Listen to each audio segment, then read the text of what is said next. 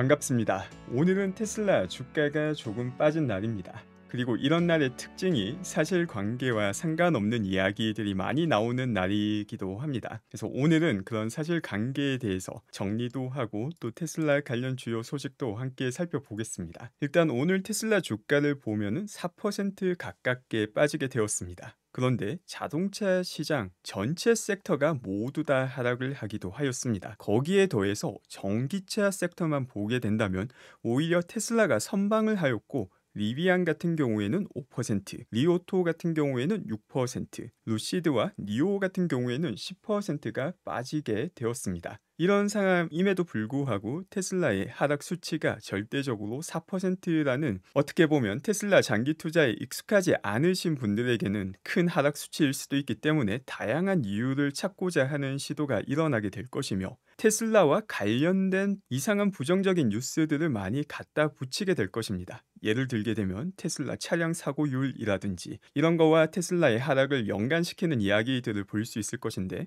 이건 뭐 조금만 생각해봐도 테슬라 뉴스 때문에 이렇게 빠졌다면 다른 전기차 기업들은 왜 이렇게 빠졌을까? 이유가 설명이 되지가 않죠. 이게 시장이 가지고 있는 변동성 개념인데, 그 개념을 이해하지 못하게 되면은 이상한 이야기들을 끌어들여서 설명을 하게 됩니다. 또 그 밖에 나올 수 있는 이야기가 뭐 북유럽 파업 이야기도 많이 나올 수 있을 것 같습니다. 이것도 진행된 지 상당히 오래되었지만 이번 분기 스웨덴 테슬라 누적 인도량을 보게 되면은 사실상 그 파업 이야기가 나오고 난 다음에도 영향을 전혀 받고 있지 않은 상황입니다. 거기에 더해서 이 파업의 성격 자체도 테슬라가 노조가 가지고 있는 게 아니라 외부 노조가 테슬라에 대해서 파업을 하고 있는 이상한 상황이기도 합니다. 그리고 이 성격을 떠나서 정말 중요한 것은 경제적으로 얼마만큼의 영향을 줄 수 있는가에 대해서 한번 생각을 해볼 수가 있습니다. 지금 보시는 게 4분기 스웨덴에서 테슬라 인도량이고, 현재 3,500대 가까이 인도가 되고 있으며 여전히 계속해서 인도가 진행되고 있습니다. 그렇다면은 지난 3분기에는 어느 정도가 인도가 되었는가, 이걸 보게 되면은 이제 5,000대 가깝게 4,900대 정도가 인도가 되었고, 이 인도가 몰아서 진행되는 게 분기가 끝나기 마지막 5일 전에 상당히 몰아서 인도가 진행된다는 것도 볼 수 있습니다. 다만 지난 3분기 같은 경우에는 공장 업그레이드라는 예외적인 이벤트가 있었기 때문에 조금 더 예외적인 이벤트가 적었던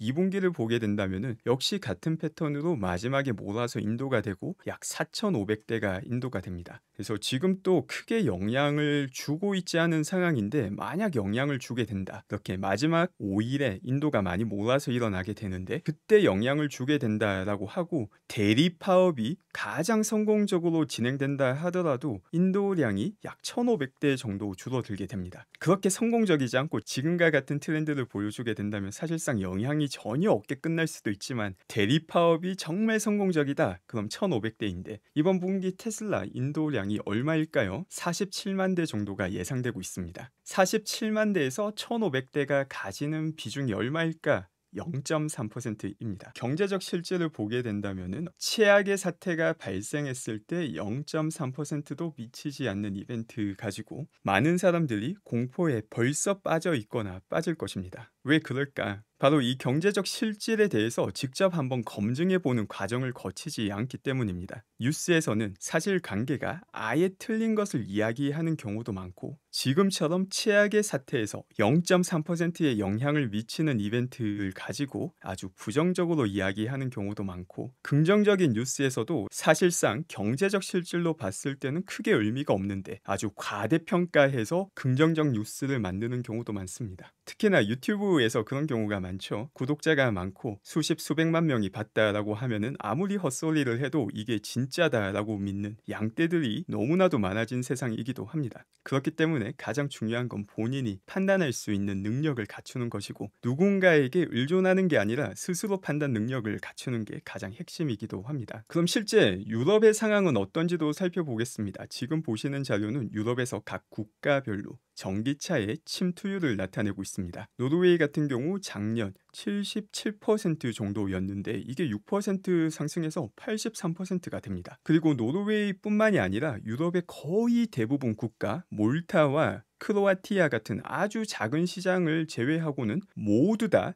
전기차 시장의 점유율이 올라갔다라는 일관된 패턴을 보여줍니다. 이거 자체가 전기차 시장의 성장이 계속해서 이어지고 있다는 것을 보여주고 있고, 또 시장의 사이즈도 정리가 되어 있는데 시장의 크기가 큰 시장에서도 마찬가지로 전기차의 침투율은 계속 올라가고 있음을 보여주고 있습니다. 그렇다면 구체적으로 유럽에서 테슬라가 전체 자동차 시장에서 점유율이 어떻게 변하였는가를 보게 되면 유럽 시장에서 가장 큰 점유율을 올해 확보하게 됩니다. 테슬라 같은 경우 전체 자동차 시장 기준 점유율이 1.17% 상승하게 되었습니다. 2등이 폭스바겐인데 0.45% 상승으로 이 갭이 상당히 크다는 것을 볼 수 있고, 내연차에 초점을 맞추고 있는 브랜드 같은 경우 시장 점유율이 가파르게 내려가고 있음도 볼 수 있습니다. 경제적 실질을 바탕으로 이 중요성을 평가해 보자면, 앞서 말한 북유럽의 대리 파업 같은 경우 100이라는 기준점이 있다면 사실 1도 되지 않는 것이고, 유럽 시장 전체의 트렌드, 그리고 이 트렌드 안에서 테슬라의 성장률을 보게 된다면 이게 미래의 테슬라의 실적, 성장률에 기여하는 점수가 혹은 비율이 100점 만점에서 99점 이상이 되는데 그 1점도 되지 않는 중요성을 가지는 이벤트에 공포를 느낀다.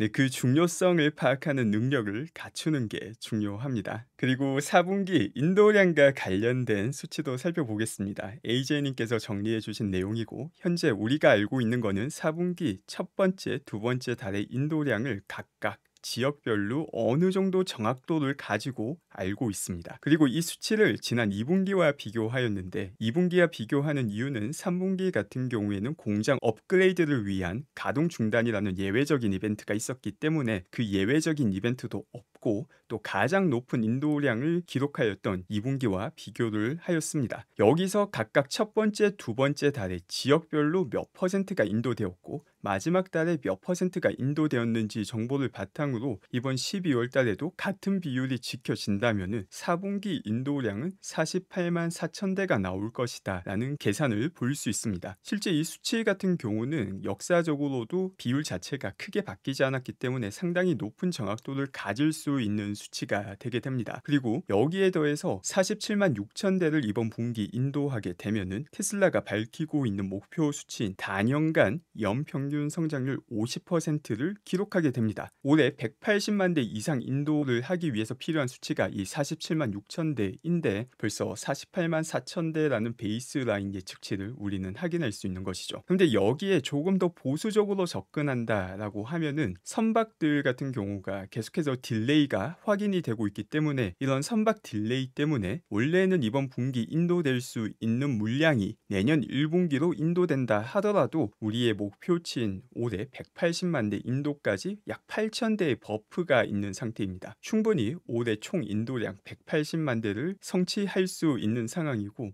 180만 대 수준을 이야기하고 있는데도 연평균 성장률 50%라는 대기록을 성취할 수 있게 되는 것입니다. 그리고 중국에서도 좋은 소식이 들려왔습니다. 하이랜드 프로모션이 진행되고 있다라는 소식입니다. 보험 보조금과 할부금 인하를 합쳐서 약 16,350위안 정도의 혜택을 제공하고 있고, 이 모든 혜택은 모델 3 RWD에 제공이 되고 있습니다. 이 내용을 어제 확인했던 내용과 함께 보게 된다면 상당히 긍정적인 중국 내 판매를 성취할 수 있는 움직임이다 라는 것을 볼 수 있습니다. 이번에 확인되었던 지난주 중국 보험 등록수 같은 경우도 거의 역대 최고 수준이었는데 그 안에서 모델 3가 상당히 낮은 비중을 차지하고 있었습니다. 그런데 지금은 유럽에 판매를 한다 하더라도 이번 분기에 집계가 되지 않기 때문에 일주일하고 반 정도 남아있는 기간 동안에서는 중국 내에서도 하이랜드를 상당히 많이 판매하고자 한다라는 계획을 볼 수 있고, 이 덕분에 남아있는 일주일 반 정도 동안 중국 내 판매 최고 기록을 볼 수 있을 확률이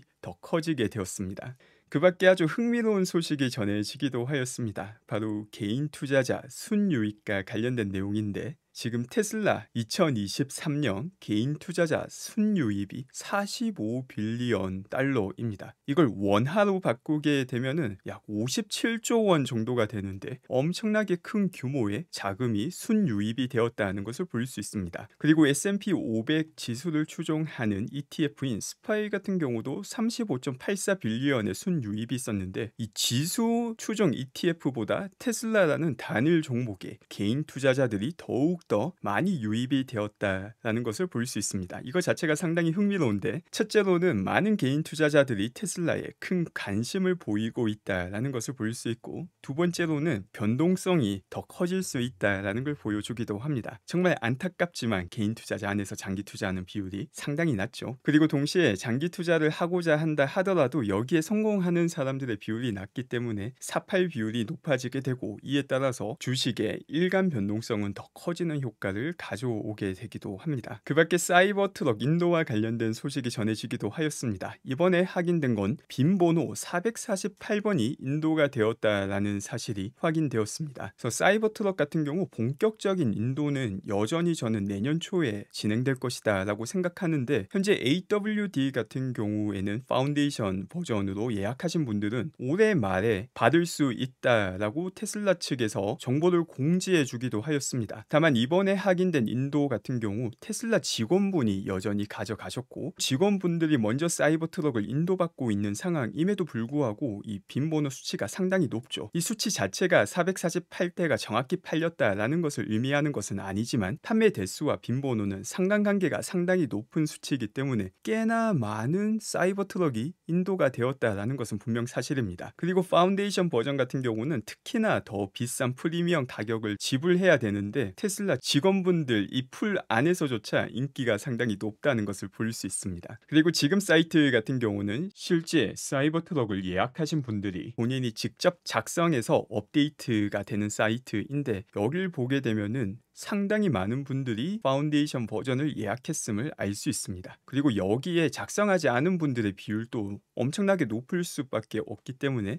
다시 한번 사이버 트럭의 인기를 보여주는 자료입니다. 또 동시에 딜로리안을 만들었던 디자이너 같은 경우에는 이 사이버 트럭을 자동차계의 피카소가 만든 작품이다라는 극찬을 하기도 하였습니다. 그 다음 소식은 커넥티컷에서 테슬라가 고객들에게 직접 판매를 시작했다라는 소식입니다. 이 직접 판매 같은 경우는 커넥티컷의 법에 따라서 원래 불가능한데, 테슬라가 이를 우회하는 방법을 찾았고 모히건 선을 통해서 직접 판매를 진행하게 되었습니다. 커넥티컷 같은 경우에는 이 딜러들의 연대가 상당히 강해서 직접 판매를 허용하는 법을 통과시키려고 하였는데 그동안 계속해서 성공을 하지 못했습니다. 그래서 이 직접 판매가 불가능하기 때문에 커넥티컷에서 테슬라를 사기 위해서는 주를 벗어나서 다른 주에서 차량을 인도받는 불편을 겪어야 했습니다. 이 불편을 줄이기 위해서 테슬라가 우회하는 방법을 찾았고, 바로 그 방법이 모이건 선 안에서 쇼룸을 만들어서 차량을 인도해주는 방법입니다. 이게 왜 가능하냐면, 모이건 선 같은 경우에는 주 자동차 대리점법이 적용되지 않는 원주민들의 땅이고, 이 원주민들의 법이 적용되는 곳이기 때문에 이런 우회 방법을 취할 수 있게 되었습니다. 모이건 선의 대변인이 이메일을 통해서 밝힌 내용을 보게 되면, 모이건은 자체 법률가 관리 서비스를 갖춘 주권 국가라고 밝히기도 하였습니다. 그래서 지금 보시는 게 오늘 처음으로 커넥티컷에서 테슬라를 인도받은 분의 사진입니다. 또 그 밖에 기가팩토리의 중요성을 보여주는 재미난 내용입니다. 지금 보시는 자료는 테슬라가 미국 내에서 가장 신토부리 차량이다, 미국 내 부품을 많이 사용해서 만들어진 차량이다 라는 인덱스인데, 그 1, 2, 3, 4 등이 모두 다 테슬라 차량입니다. 그런데 이게 미국뿐만이 아니라 테슬라 공장이 들어가 있는 모든 국가에서 테슬라 차량이 가장 신토부리라는 점을 또 로헌님께서 이 재미난 관점을 제시해 주셨습니다. 중국 같은 경우 벌써 현지화가 거의 100%에 가깝게 이루어졌다라는 사실은 잘 알려진 사실입니다. 근데 거기에 더해서 아직까지 정확하게 측정은 되지 않았지만, 기가 베를린 유럽마저도 이렇게 신토부리일 가능성이 아주 높다라는 이야기를 해주셨고, 또 이게 실제 현실일 가능성이 아주 높습니다. 테슬라의 뛰어난 원가 절감 능력 자체가 현지화에서 나오기도 하며, 이런 현지화 능력 자체가 기가팩토리를 확보하는 국가 입장에서는 아주 반길 만한 일입니다. 기가팩토리 자체에서 창출하는 경제적 가치도 높은데, 이 가치가 창출되는 과정을 모두 다 그 국가 내의 다른 기업과 연계해서 하게 된다면은 국가 단위로 봤을 때 훨씬 더 큰 경제적 가치를 창출하게 됩니다. 이렇다 보니까 많은 국가에서 기가팩토리 유치를 위해서 큰 힘을 쓰고 있는 상황이기도 합니다. 그 밖에 캐시우드님께서 재미난 사실을 공유해 주셨습니다. 이번 주 중에 일론 머스크와 X의 스페이스를 통해서 담화를 가질 것이다 라는 내용을 공유해 주셨습니다. 그래서 이 담화도 진행이 되게 된다면 시간대가 맞다면은 생방 혹은 주요 포인트를 정리해서 또 공유하도록 하겠습니다. 그 밖에 리콜과 관련된 재미난 사실도 있습니다. 북유럽 파업 사태와 비슷한 건데 테슬라 같은 경우에는 OTA라는 소프트웨어 업데이트로 그냥 자고 일어나면 문제가 해결되는 거인데도 200만 대 리콜이라며 아주 큰 기사가 실리고는 합니다. 이거 자체가 뭐 테슬라 광고이기 때문에 이제는 크게 신경 쓸 단계는 지났지만 실제 리콜 횟수를 보게 된다면은 포드 같은 경우는 54회로 테슬라보다 절대적으로 높고 GM 같은 경우도 22회로 테슬라보다 훨씬 더 높습니다. 테슬라 같은 경우에는 대부분 OTA로 13회인데 실제 물리적으로 리콜해야 되는 것도 아님에도 불구하고 테슬라와 관련된 이야기가 훨씬 더 많이 나온다라는 거 역시 경제적 실질과 언론에서 이야기하는 거 사이의 괴리감이 아주 크다는 것도 볼 수 있습니다. 또 토요타 같은 경우 190만 대 라브4 리콜을 진행한다라는 소식이 밝혀지기도 하였습니다. 리콜을 하게 되는 이유는 배터리가 움직여서 화재가 일어날 수 있다라는 이유 때문이고 2013년에서 2018년 사이 모델 190만 대를 리콜한다라고 밝혔습니다. 이렇게 하드웨어에 문제가 있기 때문에 이것도 OTA로 문제를 해결할 수 있다면 참 좋겠지만 그게 아니라 실제 190만 대를 리콜해야 되는 상황입니다. 그리고 그 밖에 스페이스X와 관련된 소식입니다. 벌써 3차 테스트를 준비하고 있는 스타쉽의 모습을 볼 수 있는데 지금 보시는 게 스타쉽의 엔진 가동 실험입니다. 이렇게 얼마 전에 완전체 2차 실험을 진행하였는데 벌써 3차 실험을 하기 위한 하드웨어가 준비되어 있는 모습을 볼 수 있고 역시 혁신의 속도가 정말 빠르다라는 것을 볼 수 있습니다. 오늘 제가 준비한 내용은 여기까지고 함께 해주신 분들 감사드리고 좋은 하루 되시기 바랍니다.